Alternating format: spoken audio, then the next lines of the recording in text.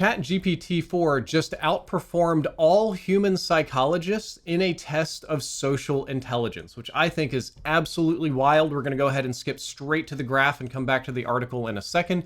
The big blue bar on the right is ChatGPT-4, and you can see that it has the best social intelligence score compared to Bing, Google Bard, a master's degree psychologist, and PhD psychologist. Now, PhD psychologists can outperform Google Bard, but apparently not Bing and not even close to ChatGPT. Now, keep in mind, social intelligence is extremely important for counseling because you need the ability to understand the feelings, emotions, and needs of people during the counseling process. And this is the actual study that they posted just now today. And there's a lot going on here. It's going to be a little bit difficult to get into all of this. But at the end of the day, ChatGPT had a better score of understanding social intelligence than actual psychologists. And what they did is they decided to use a very well-known sort of standard social intelligence test, like one of those questionnaires you would get in grad school, right?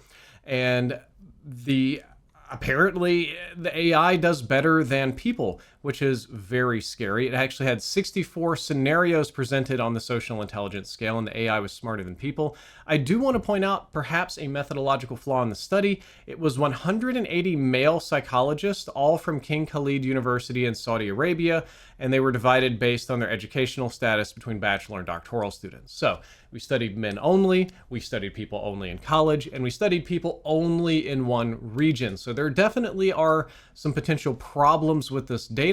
However, it might replicate. We might be able to do the same study here in America and discover that we get similar results. We might be able to do working psychologists and get similar results. We might do women only and get similar results. I don't know. Somebody somewhere will probably try to replicate this. That's why science and peer-reviewed reporting is very important. But it's kind of scary and it's kind of problematic. And the article talks about relying on AI during counseling. Like as a psychiatrist, perhaps you could be, or psychologist, you could be counseling or dealing with a patient and have the AI perhaps read into their emotional state and give you feedback real time, which seems honestly a little bit creepy to me. And if the AI can do that, then why am I going to see a counselor? It's whoo boy. And this is only going to be updated. Next year's ChatGPT is going to be even more clever.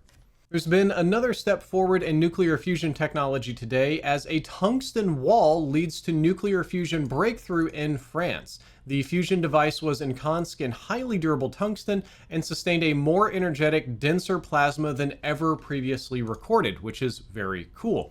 So this took place at the tokamak in France, and tokamak is a torus or donut-shaped fusion device that helps confine the extremely dangerous plasma, i.e. very similar to the surface of the sun, inside of it, and that's what we harvest the energy from.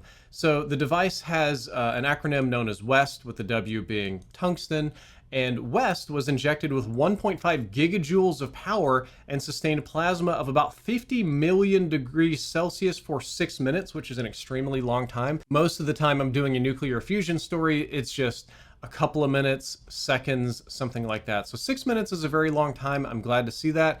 And Xavier Letaldon, who's a scientist with the basically France's equivalent of the Atomic Energy Agency, says, these are beautiful results. He says, we reached a stationary regime of plasma despite being in a challenging environment due to this tungsten wall, which was a little bit confusing to me. I didn't know this, but apparently the tungsten environment is far more challenging than using regular carbon.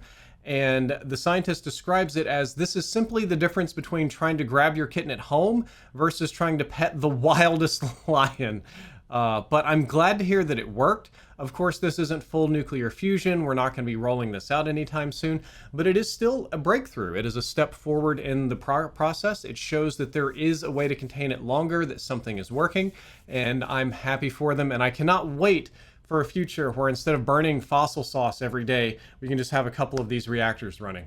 According to Variety, Disney's entertainment streaming business actually managed to make a surprise profit this quarter as Disney Plus core subscribers top 117 million users, very close to that 120 number.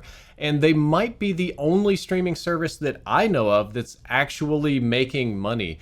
Netflix, Amazon Prime, AMC networks, A lot of the other ones are losing, HBO Max, losing money hand over fist, whereas Disney is turning a slight profit here with a little asterisk, with a little exception. The Disney Plus, which is I think it's Disney plus Hulu and a few others, and Disney Plus Core, their base business has turned a profit. However, ESPN, if I can find it in here, it has not turned a profit because ESPN Plus, I should say, which now Disney owns, runs a negative $65 million per quarter loss. So their net profits from all of their streaming services combined are still negative, but their core streaming service, which excludes recent acquisitions like ESPN Plus, has gone positive. That makes sense given that they've increased prices. That's for sure too. I don't know if there's anything in this article that's super interesting to talk about it.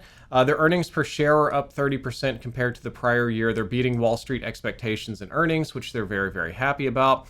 Here we are talking about ESPN Plus. They're cracking down on streaming users that are sharing passwords. They don't have any big movies out right now. So I think it's like a series of perfect events. The theaters aren't exactly bumping. There's an ad tier, there's an increase in price, there's an increase in service. There's a lot of things working in Disney's favor to actually turn a profit, which again is very rare for streaming. Very rarely do we see streaming companies actually make money. I don't know if this is sustainable. I don't know if this is a one-quarter fluke. And again, it's not really doing that if you include ESPN, which loses money. So we'll see how this shakes in the future. It seems that VPNs are not an all-powerful tool of privacy, as a new novel attack works against virtually all VPN apps and neuters their entire purpose by allowing the attacker to see the data that you're sending and all of the IP addresses involved. According to Ars Technica, this vulnerability has existed since 2002 and may be known to some hackers, but now it is widely known to everyone. And I love this image they have of a little like CG Shiba Inu running through a tunnel of zeros and ones. But let's cut to the chase here. Tunnel vision largely negates the entire purpose and selling point of VPNs, which is to encapsulate incoming and outgoing internet traffic in an encrypted tunnel to cloak the user's IP addresses. The attack works by manipulating the DHC server that allocates IP addresses to devices trying to connect to the local network. A setting known as option 121 allows the DHCP server to override default routing rules and send VPN traffic through a local IP address that initiates the encrypted tunnel. By using option 121 to route VPN traffic through the DHCP server, the attack diverts data to the DHCP server itself, thus essentially bypassing the VPN entirely. So they did put out this flowchart for how the attack works. This is a little bit beyond my expertise in networking and computer programming, but for those of you that are perhaps more educated in the topic than I am, you can get some sense of this. So it does appear to just kind of be skipping the entire VPN interface. Now, the article goes on to say the attack can most effectively be carried out by a person who has administrative control over the network the target is connecting to, so whoever would be in charge of the router, basically. However, it is also possible for people who connect to the network as an unprivileged user to perform the same attack by setting up their own rogue DHCP server. And what's very interesting about this is this works on Windows, Linux, iOS, all that stuff. Android is the only operating system that fully immunizes VPN apps from this type of attack because Android doesn't have option 121. All other operating systems, there are no complete fixes for this at the moment.